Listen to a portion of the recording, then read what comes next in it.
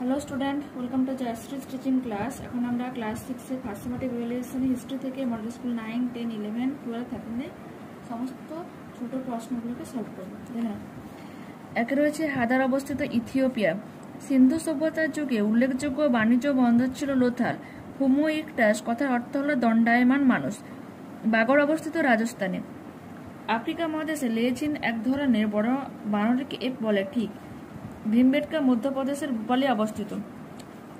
ভীমবেটকা গুহাচিত্রে কি কি রং ব্যবহার করা হয়েছে? সাদা, লাল, সবুজ ও হলুদ।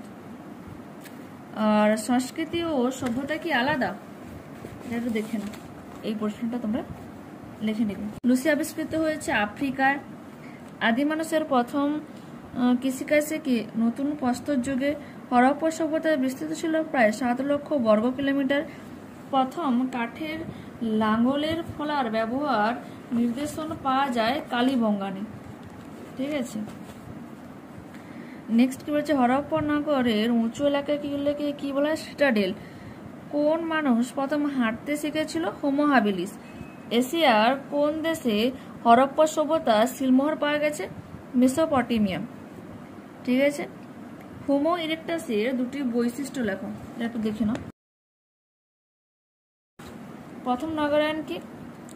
প্রাচীন ভারতে হরপ্পা সভ্যতায় যে নগরকেন্দ্রিক সভ্যতা গড়ে উঠেছে তাকে প্রথম নগরায়ন বলা হয়। নেক্সট, বুদ্ধিমান মানুষের প্রজাতির নাম হলো হোমো স্যাপিয়েন্স। ভীমবেটকা গুহা ভারতের কোন রাজ্যে অবস্থিত? মধ্যপ্রদেশে। আদিম মানুষের জীবনে প্রথম জরুরি আবিষ্কার হলো আগুন। 4 দিকের উত্তর হয়ে যাবে পূর্ব আফ্রিকা।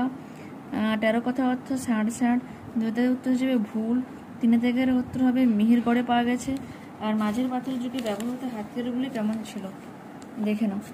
এখানে ছোট পাথরের হাতিয়ার আর এখানে গাছের ডালযুক্ত হাতিয়ার ব্যবহার করা হতো। ঠিক আছে, নেক্সট, আদিম মানুষ যাযাবর ছিল কেন? এর উত্তরটা তোমরা এটা দিয়ে দিবে। ওকে, নেক্সট, পাথরের যুগে মানুষ পশুপালন শিখে নতুন পাথরের যুগে। মেহেরগড় সভ্যতা কি আবিষ্কার করে? এটা আমি মডেল 13 দিয়ে দিয়েছি, উপরে দেখাচ্ছি। প্রধানত কিসের আকার থেকে আদিম মানুষের নানা রকম ভাগ করা হয়? মস্তিষ্কের আকারগত বৈশিষ্ট্যের ভিত্তিতে। হরপ্পা সভ্যতা ছিল প্রায় ঐতিহাসিক যুগের সভ্যতা ঠিক। আদিম মানুষ প্রথম কাঁচা মাংস ও ফলমূল খেত। হরপ্পা সভ্যতার বাড়িঘরগুলি তৈরি হতো পোড়া ইট দিয়ে। এপ কি? এটা একটু দেখে নাও,